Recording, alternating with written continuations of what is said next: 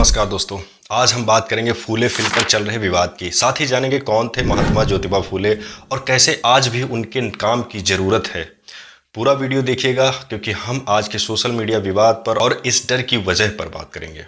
महात्मा ज्योतिबा फूले ना उस वक्त के समाज सुधारक थे। उन्होंने समाज में बदलाव की बात की। जब कोई बोलने की हिम्मत नहीं करता था, उन्होंने कहा जहां डर है वहां अन्याय पनपता है। उनकी पत्नी सावित्रीबाई फूले देश की पहली महिला शिक्षक बनी। उन्होंने छुआछूत, महिलाओं की पढ़ाई, जातिवाद के खिलाफ काम किया। पुराने जमाने में निचली जातियों और महिलाओं को पढ़ाई, पानी, मंदिर में जाने का हक नहीं था। फूले जी ने स्कूल खोले, पानी के टैंक बनवाए और समाज को बराबरी का हक दिलाने की कोशिश की। आज सोशल मीडिया पर फूले फिल्म को लेकर बवाल मचा हुआ है। कुछ लोग कह रहे हैं कि ये फिल्म जातिवाद को भड़का रही है। कुछ कह रहे हैं इतिहास के साथ छेड़खानी हो रही है। कुछ लोग इसे राजनीतिक हथियार भी बता रहे हैं।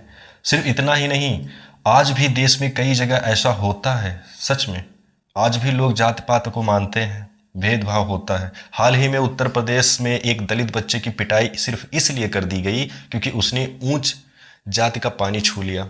राजस्थान में तो दलित दूल्हे को घोड़ी पर से उतार दिया गया।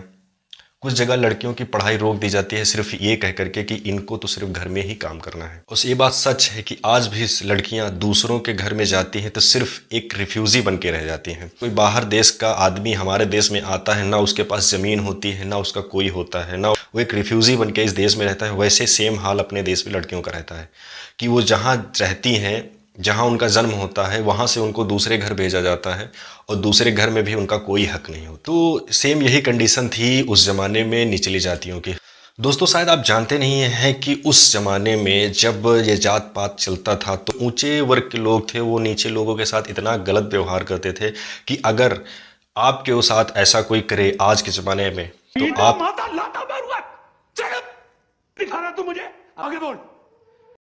आप पक्का उसको गिरा के मारेंगे।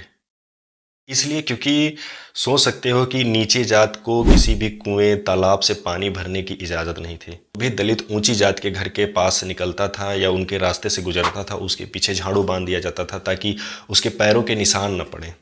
आज जहां हमारे समाज में इतना एटीट्यूड आ गया है, वो भी रॉन्ग एटीट्यूड। आपने बहुत सारे एग्जाम्पल देखे होंगे रॉन्ग एटीट्यूड के। जैसे स्कूलों में आजकल बच्चों की टीचर से लड़ाई हो जाती है। क्यों? क्योंकि बच्चों को पढ़ाने के लिए टीचर उनको डांट देता है। इसलिए पेरेंट्स भी चले जाते हैं बच्चों की तरफ से लड़ाई करने कि मेरे बच्चे को क्यों मारा। ये सब रॉन्ग एटीट्यूड के कारण है।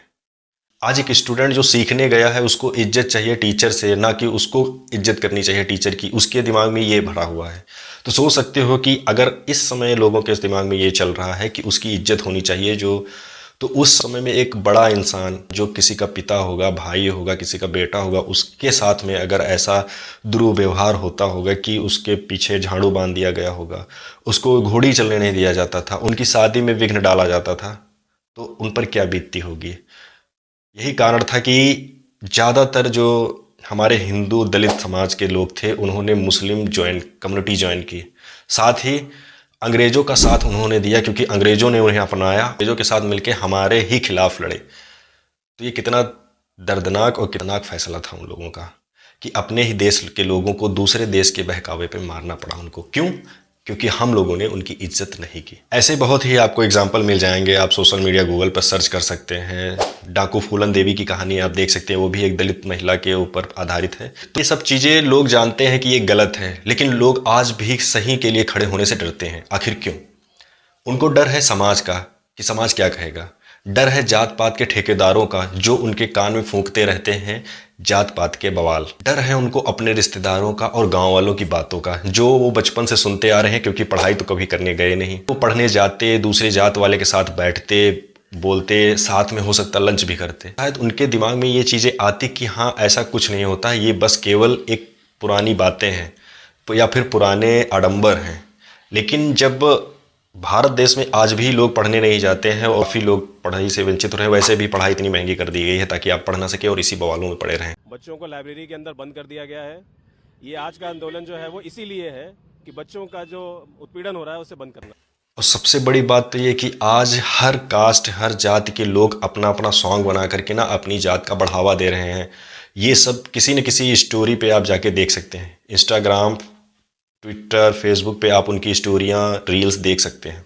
दोस्तों इसी डर ने समाज को रोक रखा है और फूले जी ने यही डर तोड़ने की कोशिश की थी उस जमाने में, आज से 200 साल पहले। 1828 में उनका जन्म हुआ था।